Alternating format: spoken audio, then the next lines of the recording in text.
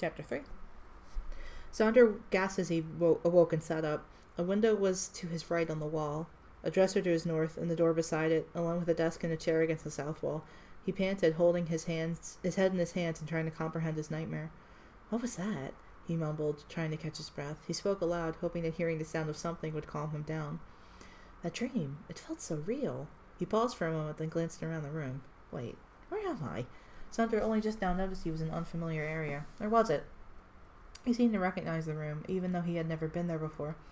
He carefully sat up and got off the bed, quickly inspecting himself in the mirror nearby. He looked exactly the same as he did before, as far as he could tell.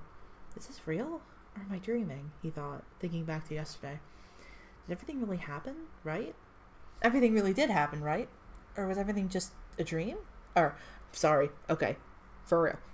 Everything really did happen, right? Or was what happened was just I can't read this. Or was what just happened a dream? Or is everything a dream? He took a breath, trying to calm himself. Okay, let's not get dramatic. I know I fell asleep, and that means that this is probably a dream, so that means there's no problem, right? Figuring he had nothing to lose, he began to search around the room. However, he quickly discovered every drawer he could find to be empty. I think it was that idea, he said, sighing. There was a knock on the door. Huh? Who's there? Sandra asked, turning towards it. Sandra? He heard a voice on the other side shout. The voice was feminine, and it sounded familiar to Sandra. Sorry about that. Author's note, sorry about that. Hey, who are you? Sandra asked as the door opened, though he couldn't see who was on the other side before everything went dark. Sandra! Lempiere exclaimed, trying to wake the poor Cyndaquil up. He looked to be in pain, and it was worrying her. Sandra finally managed to wake up and immediately latched onto her. What was that? What was that? I don't know if it was real, but I think it was. He shook visibly. Aww, she said, taking pity on him and holding him close. Did you have a bad dream? He nodded, hugging her tighter. I can't tell her what the dream was about. I don't even know what happened or what any of it was, and I don't want her to worry. You want to tell me about it? She offered. No, it's fine. I'll be okay. You know, Laura suddenly chimed in, if you two were done snuggling over there, I could get you something to eat, she said playfully, smirking a bit. She was standing a bit away from them next to the table. Hearing her voice out of nowhere made Sandra jump, as he forgot she even existed for a few moments. Lempiere shot Laura an innocent yet completely confused glance, though Sandra's face turned bright red once he processed what she said. He was completely stunned, even to the point that he was unable to glance over at her. Inadvertently, Lempiere let go of him in the process of looking over at Laura. Good morning, Laura, he stammered, quickly removing his arms from around Lempiere. The change of subject was calming his nerves, if only a little bit. He partially wished the change wasn't to this topic, however. Morning, Laura casually replied. You, sleep all right? Or whatever? Wait.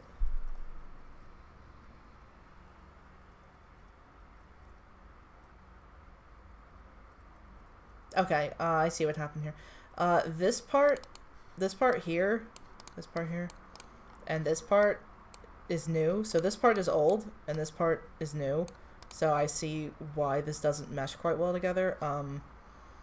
Pretend the continuity there is good. Good. After breakfast, Lempiere stood up and said, Okay, in the Misa town we go. What are you going to be doing there anyway? Laura asked. I don't think you actually said. Sandra and I are going to form an exploration team, she replied. You and me? Sandra asked. Ah, didn't I ask you? Lempiere asked, flustered. Or Lempiere said, flustered. I'm so sorry. Sandra thought back. Oh, I think you're going to ask me something important, but we got attacked. You got attacked? Laura asked. Oh yeah, we were walking through Winding Woodland and suddenly we were hit with seed bombs, Lempiere explained. Oh, I think I know what you're talking about. It's some lady and her weird friend. I think they live in the woods. You've run into them? Lempiere asked. Once or twice. I think they tried to cause trouble, but I threw my thick club at them once, and I think I hit a bullseye. They haven't bugged me since. That's good. I wouldn't want to think of Laura fighting those guys off all the time, Sandra thought. That's good, Lempiere said. But that still doesn't tell us who they are. Laura shrugged. Who cares? The important thing is that you and Sandy are going to make a team. Right. Make a team, then? I mean, I can't be in a team by myself, Lempiere said, and I only realized that once I saw Sandra, and then I was hoping maybe, once I helped him out, we'd be friends, and Sounds like she gets ahead of herself a lot, Sandra thought. Well, I guess it wouldn't hurt to try, but we need to first ask around and see if anybody recognizes me. I thought if we went to the mission board in Misa, it would mention if someone would be looking for you. That might be way quicker, Lampere said. That's a good point. Then I guess that'll be the first stop. Laura sighed. You're going to make me come along too, huh? Only if you wanna, Lampere said. As your landlord now, I guess I should. I think it'll annoy me more to have you come back here at random times of the night when I'm sleeping, because then you'll wake me up and seriously tick me off. That's the only issue she foresees? Chandra shrugged. Oh, so we can stay here? Lampere asked. You're not going to get enough money to move out right away, so whatever. Laura crossed her arms. Someone needs to keep an eye on you two, and I know neither of you can look out for yourselves. So you're going to join the team? Lampere said. What? No. Exploration teams are stupid. I'm just tagging along. Shouldn't you just join at that point anyway? Sandra asked, mostly to himself. But I don't want to, Laura said, crossing her arms. I don't think it'll be a problem, Lampere said. Sandra figured that it would be, but he didn't think it was worth bringing up. Anyway, Laura said, standing up, are we going to get going or not? Yeah, I'll lead the way, Lampere said, bouncing out of the house. Does she even know where she's going? Laura said, quickly following after her. Let's get going before we lose her somewhere. Sandra nodded, despite the fact that Laura was not looking at him, and followed after. As the three were approaching the border of the city, with Lampere in the lead, Sandra next to her and Laura behind him, Lampere turned her head back a bit to look at Laura. Hey Laura, Lampere said, you've been to Misa Town before, right? She shrugged.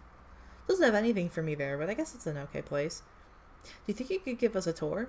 Just keep heading forward through the town and we'll be fine. It's pretty much impossible to get lost. I say pretty much because I wouldn't be surprised if one of you two managed to, she said in a snarky tone, chuckling. What? We'll be fine, right, Sandra? Lampere looked at him. Yeah. Sandra wasn't paying much attention to the conversation. The only thing on his mind right now was about the exploration team base. And he feared that the people there might be intimidating, or they wouldn't let him and Lampere join as a team. See? Yeah, I see. Sandra's a nervous wreck. Come on, buddy, lighten up. Laura gave a swift and hard pat to Sandra's back, which caused him to go forward a bit and almost lose his balance. I'll try, he mumbled.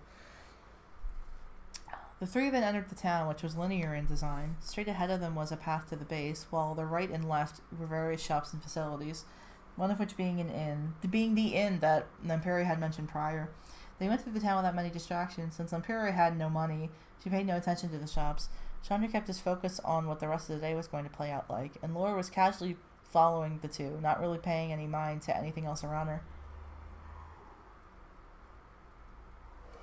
Author's note, I really need to stop yawning. The trio eventually approached a large building that looked more and more intimidating the closer they got to it. The notion was completely lost on Lampere. Their names are way too similar. Oops. She thought nothing of the fact that the base seemed to loom over her. Sandra, on the other hand, knew he was too close to back down now, but at the same time would have given anything to just turn back and flee back to Laura's house. Laura herself, again, wasn't fazed by any of this. One could say she was even unimpressed with the building. So this is the main building for all exploration teams? Laura asked flatly. Not all of them, just the ones in this area, Lampere replied with a smile. Uh-huh. The three then made their way into the building, Lampere walking in first and Sandra walking in last. As they entered, they walked into a large open room. In the back of the room was a desk with many mailboxes behind it, going from the floor all the way up to the ceiling. A woman was near the mailboxes, floating, as her rather small wings were not moving, near the center of the wall. She was wearing a short, thigh-length white dress with blue and red triangle patterns around the skirt section. Underneath the dress, she wore white stockings and white flats, as in on her legs. Poor wording. Her hair was stark white and up in a ponytail which reached down to the nape of her neck. She was wearing some kind of headband that had 3 pointed segments on the top. I don't know what, author's note, I don't know what that thing is called. It's like a, clip that you, push and it pushes your bangs back. I don't know what that's called. I genuinely don't remember. And I don't know how to Google it. The woman was wearing some kind of, hold on. The woman was currently organizing various letters, putting them away, and then putting them somewhere else. The doorway was to the right of the desk a bit, while there was a staircase going up to higher floors off to the left, near this corner of the building. On the west wall, there was some kind of bulletin board. Hello? Lampere shouted as she, Laura, and Sandra approached the desk. The Tokatik yelped and dropped the letter she was holding. Irritated, she flicked her wings as she glanced down towards the ground and noticed the 3 Pokemon standing there. Laura chuckled a bit at this. Yes? Or rather, yes? She answered in a delicate yet still frustrated voice. I'm sorry, ma'am, Sandra stammered, unable to raise his voice to be loud enough for the Togetic to hear him. Oh, barely able to. I can't read now, and that's a problem. I like how I went through the first 3 chapters of this, or the first 2 chapters of this, being able to read, and now I cannot, and that's kind of a problem. Hold on, let me clear off my glasses. Maybe that'll help. That didn't really help. Oh, well, it's all right, she replied, flying down to the trio. Her voice lost its hint of irritation at this point, quickly gathering up the things that she had dropped. Wrong, it's... things she had dropped, she asked them, So, how can I help you 3? Well, first of all, me and my friends are looking for a missing Pokemon mission that you might have. I'm sure you're aware that you can't accept missions unless you're a part of an exploration team. Yes? The woman asked. No, we know. We just think maybe we found someone that might be missing, Lempuria answered. You think you... The woman said mostly to herself before shaking her head and clarifying with, You found someone that you believe might have gone missing? Yeah, me, Sandra said. You believe you've gone missing? I mean, I wouldn't remember, so... Yeah, Sandy here has amnesia, Laura chimed in. So Perry thought it was a good idea to look at the bulletin board here to see if anyone had been looking for him. Perry, darn it, why didn't I think of that? Sandra thought, frowning. That nickname is really cute. Oh, of course, the Togetic woman said, very obviously worried and slightly flustered. Here, would you like to help? That would be super nice, Lempuria said. Thank you. After going through all the posts, including new ones not yet posted by the Togetic secretary, nothing on the board mentioned anything about a Cyndaquil having gone missing. Oh, dear Lord. Oh no! Lempuria mumbled. I guess you aren't from here, Sandra. Sandra felt slightly disappointed, but not surprised. That is so strange, the secretary mumbled, flicking her wings again as she was deep in thought. And you said you just woke up in Winding Woodland? Yeah, and I don't remember anything before yesterday, Sandra answered. I guess that's a dead lead, Laura said, looking bored. So are you still going to sign up to be a team or whatever? Yeah, that's the next step, Lempuria answered. I'm sorry, the woman said, slightly bewildered. We felt that if we couldn't find anybody looking for Sandra here, then we'd have to go looking around other places anyway, and if we're going to do that, we should be an exploration team, Lempuria said. I guess that's all right. Or I suppose that's all right. The sudden shift in her quest took her by surprise, but she obliged regardless. Here, let's go back to the desk then. The group went back to the front desk, and after the secretary filled out some paperwork for the 2 of them, her attention fell onto Laura.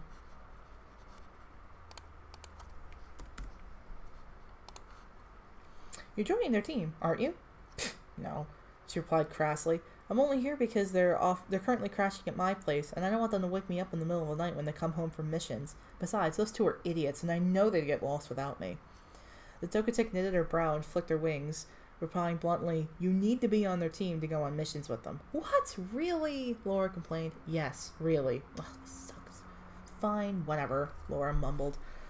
After the secretary got Laura's information down, she said, Here's where I'd ask who the team leader of you 3 would be, but Sandra's the only one here able to. The minimum age required is 15. Sandra stood for a moment in shocked silence. Me? Yeah, you're the only one old enough to, Lempuria replied. Good thing I ran into you, huh? She laughed. Can't even believe this, Laura grumbled, kicking the ground a bit with her foot out of agitation. Panicking once more, Sandra pulled both Laura and Lempuria aside and began to deliberate with them. Are you kidding? I can't be the leader. I don't even know what an exploration team is in the first place, Sandra stammered. He's got a point, Perry. I wouldn't trust him to be the leader of anything if I were you, Laura added. No, I trust Sandra, and it's important he leads the way, because he'll be the first to know if he recognizes something, Lempuria said. But he just... Laura started before being cut off. No, I think I can do it, Sandra said, trying to sound confident and figuring he was failing. We'll figure it out as we go, okay? Yes, I knew you'd say that, Lempuria said, then immediately turned around and said at a more audible volume, He'll be the leader.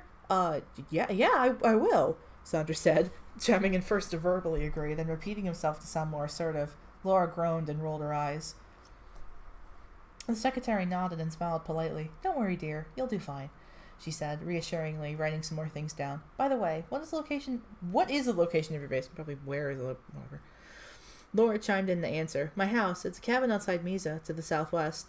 Nodding and copying down the information once more, the Togetic said, "Now for the final step of the process, which usually takes the longest," she said, mumbling the last part to herself. "You'll need to come up with a team name." "Okay!" Lampieri exclaimed, then huddled the trio together again. "Any ideas?" she asked. "I don't even want to be a part of this, so you can pretty much guess what my idea is." Laura crossed her arms. Sandra drew a complete blank. He wouldn't be able to name the team even if he tried. "Well, we gotta think of something we have in common, right?" Lampieri said. "Being social outcasts?" Laura asked.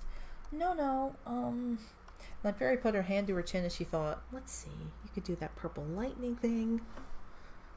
Kevin's waving at me. He's cute. Okay. Sandra's a Cyndaquil. Currently the gears in her head were turning, but what exactly she was conjuring up was anyone's guess. Sandra can make fire, Laura can make electricity. Lampieri continued to think out loud, bouncing up and down passively as she did. "I think I know," she finally exclaimed. "Sandra can make fire, Laura can make electricity, and I can make light." "You can do what?" Sandra asked. "I can make light," Lampieri said. "Like this." As soon as she was done speaking, a soft, bright blue glow started to appear around her. "You're your own nightlight?" Laura asked. "Yeah, pretty much. My water attacks have the same color." To demonstrate, Lampieri carefully used bubble, blowing a couple bubbles from her mouth. The bubbles were indeed the same exceptionally bright blue color of the light that she was making. Sandra watched the bubbles float by, amazed. "That's incredible. They're so pretty." Laura looked mildly impressed, pouting a little. "So, what's that got to do with the team name?" "Because we can all make light somehow," Lampieri said, incidentally making the glow around her disappear. "I can make myself glow, Sandra can make fire, and you can make electricity appear around your fists. Not only that, but exploration teams are all about searching for stuff." Sandra couldn't help but think the name was partially clever. Even if it wasn't, he knew he couldn't have come up with anything better. Not at the moment. Laura rolled her eyes. "That's stupid, but I can't think of anything else that would work that well." Lampieri seemingly ignored her insults again and turned to the Togetic. "We'll go with Team Searchlights, ma'am. It's all one word." She nodded and jotted that down. "All right then, Team Searchlights. You're now officially an exploration team." Definitely no going back now, Sandra thought. "Since this is your first day, I'll explain to you how everything works from a technical standpoint. What exactly would be expected of you?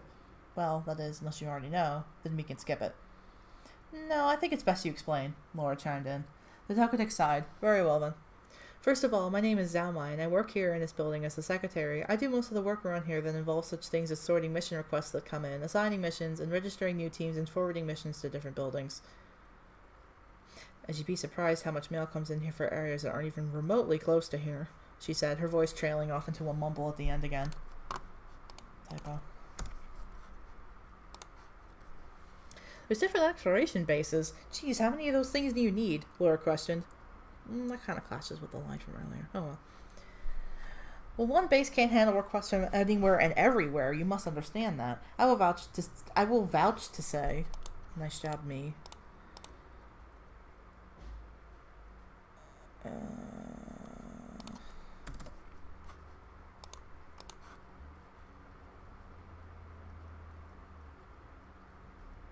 I will vouch to say that this is one of the largest and most well-known bases. We basically get the biggest influx of requests, so we can send them out to smaller and more unknown bases," Zalmai explained. "By the way, if you have difficulty remembering my name, as many people do, I will gladly answer to Zao." "Sounds good," Lampieri said, grinning. Laura only rolled her eyes, tempted to hit her on the head with her thick club. Sandra couldn't help but laugh. Zalmai chuckled a bit too, surprisingly. "You know, that's not the first time I've heard that. It was only once before, though, from another team member that works here. Speaking of other teams," she continued, "since this is your first day, you will be assigned your first mission. However, due to the rules of the base, you will be accompanied by a veteran team. This is to ensure not only nothing goes wrong on your first day, but that you are also able to learn, and to in turn learn the basics of teams and exploration in general. I know what team I'm going to assign you. They're currently out on a mission. You can wait in one of the back rooms for them to arrive, alright?" Lampieri excitedly nodded. Sandra gave Zalmai a partial nod to show he was paying attention, and Laura gave a sharp sigh. "Can you at least lead us there?" Cora requested indignantly. Zalmai's wing flicked as she shot a partially irritated glance at her. "I was just about to do that." Nora only shot a proud smile in return as Zalmai flew over the desk and began to lead the trio further into the base. She took them to the door on the right and opened it for them, which led... Wrong. Yes. Thank you. Which led to a hallway and various rooms to the right and left. "Wait in the room in the back, please. I'll let the team know that you're there as soon as they arrive." She then flew off. "Thank you, miss." Lempier exclaimed, then rushed to the furthest room in the hall, which was on the left, as she just... Oh, that's... Okay. Sure. Sandra quickly followed in tow, and Laura casually followed the duo at her own pace. The room looked akin to a sort of meeting room with a circular table in the middle with 3 chairs placed in a triangular formation around it. A whiteboard was on the west wall along with a few markers. Written on the board was the word "Akokonon" and a drawing of what appeared to be some kind of locale of some sort. "Hey, Sandra, do you have any idea what that is?" Lempier asked, gesturing to the board. Is she asking in case I recognize it?" Even so, he studied the drawing, but couldn't place it anywhere he recognized. "No, actually. Were you asking because..." "Oh, no, I'm sorry." "Yeah, I thought maybe you'd recognize it," she frowned. "Yeah, not really." "Well, that's alright. It was worth a shot. Do you know what that is?" At this point, Laura entered, only catching the tail end of their conversation. "No, I don't actually. Do you think that's where they're at?" Lempier suggested as she turned towards Sandra, who shrugged.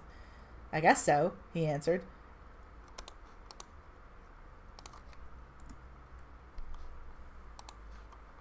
"Nice job chatting without me," Laura said, hopping onto one of the seats and sitting down. "Oh, we didn't say all that much. Sandra and I were just talking about the drawing on the board."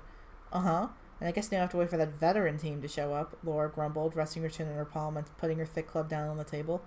"Well, no matter who shows up, I know today's going to be a great day," Lempier happily exclaimed. Hearing that for some reason made something click with Sandra. What she said could most definitely be considered mundane, but the Syndical looked at things differently. You know what? She's right, he thought. No matter what happens today, everything's going to be alright, so I should just sit up straight and tall like the leader that I am and give it my best shot. Because no one was able to. Darn it. And then kind of Team Searchlights, Imperial Lore. And then Zhao Mai Jubilee, the Togetic, she's 20. Her ability is Hustle, and she's hasty nature and very finicky, and her held item is Mail, even though that, doesn't exist anymore. Oops.